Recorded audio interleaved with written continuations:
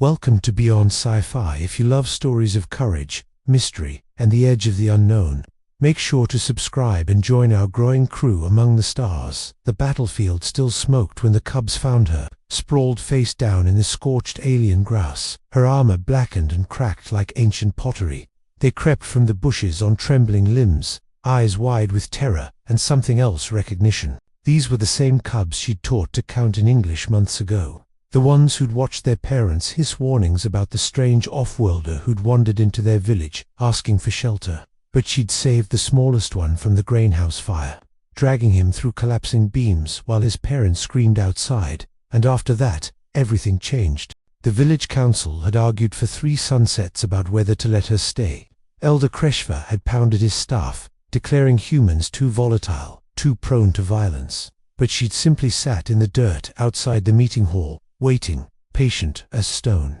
When they finally emerged, she'd offered to work the fields with the broken earth tech she carried in her pack, a hydration synthesizer that could coax water from air. The cubs started following her everywhere after that, mimicking the way she stretched in the mornings, learning her games of pattern recognition played with colored stones. She never minded. She'd sit for hours explaining Earth's endless oceans, the way stars looked from a world with 1 moon instead of 3, and the wars that had driven humanity to the edge of extinction before they learned to reach outward instead of inward. One evening, the smallest cubdeleth had asked her what heroism meant. She'd looked at the sunset, purple and gold, so unlike Earth's, and said simply, staying when leaving would be easier. The warning sirens had come on a morning thick with pollen fog, aerial raiders, drawn by the village's mineral deposits, descending in angular ships that screamed as they moved. She'd activated her combat protocols instantly, herding villagers toward the caves, while deploying her last 3 barrier drones. The cubs had clutched at her legs, crying her name, not the human name she'd told them once, and they couldn't pronounce, but the one they'd given her, Whisper of Stars. The adults had torn them away as she sealed the barrier, her face grim and calm behind her helmet's visor. Tell them, she'd transmitted on the emergency channel, voice crackling with interference. Tell them, humans kept the promise. She'd held the line alone for 6 hours. Her barrier drones died one by one, sparking and collapsing. But she'd built traps from agricultural equipment, turned irrigation systems into makeshift defenses. And when her rifles charged depleted, she'd fought with a harvesting blade and pure stubborn fury. The transmission cut to white noise at hour 7, and the silence that followed was worse than any explosion. When the villagers returned at dawn, the cubs broke free and ran ahead, their parents too shocked to stop them. They found the crater first, saw her collapsed at its center, one arm still raised as if reaching for something. Her helmet was gone. Daleth found it buried under a section of fallen drone plating, its visor cracked but intact. The cubs returned to the village in procession, Daleth carrying the helmet in both arms like an offering to forgotten gods, the others walking beside him in silence. Elder HFY, who'd argued against her presence, dropped to his knees when he saw them. The entire village bowed.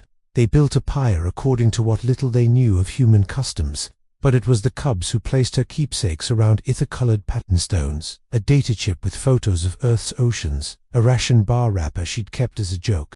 Her AI drone, damaged but functional, began playing something from its corrupted memory banks, a song in a language none of them knew, with a melody that made their chest plates vibrate with sorrow. The village's traditional war chant rose to meet it, 2 worlds' grief braiding together in the smoke.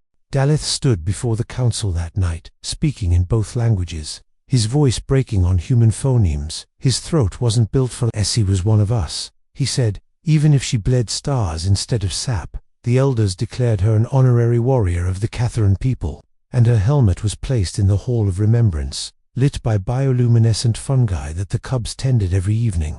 Within a year, a tree grew from the crater where she fell, a hybrid species that shouldn't exist, glowing faintly at night with bioluminescence that pulsed like a heartbeat. 20 cycles passed, the cubs became warriors, lean and scarred, and Daleth wore a patch from her uniform over his primary heart.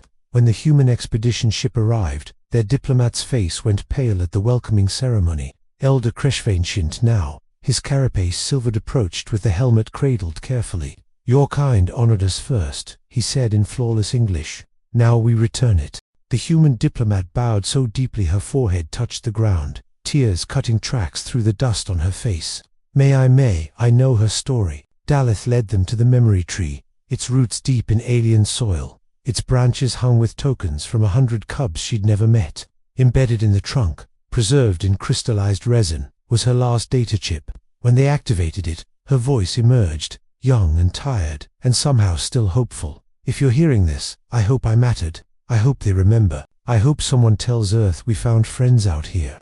The diplomat wept openly. The walls of the hall were covered in murals, her teaching cubs to read star charts, her hands demonstrating Earth gestures, her silhouette against a burning sky. A child too young to have known her touched the helmet reverently. "Why did she help us?" he whispered. Kreshvar's answer was simple, heavy with years of understanding. Because she was human. And humans, when they choose to be, are the best of us all. The camera recording for the expedition's report panned slowly across the memorial, catching faces alien and human alike, united in grief and gratitude. The final transmission, sent back to Earth, showed Daleth and his generation training the next cubs, teaching them to count in English, to recognize constellations from a world they'd never see, and watching over them all, mounted on the wall in eternal vigil. Her cracked helmet caught the bioluminescent light, a testament to one simple truth, that one spark, one story, one moment of choosing to stay, could echo across generations, across species, across the vast and terrible beauty of the universe itself.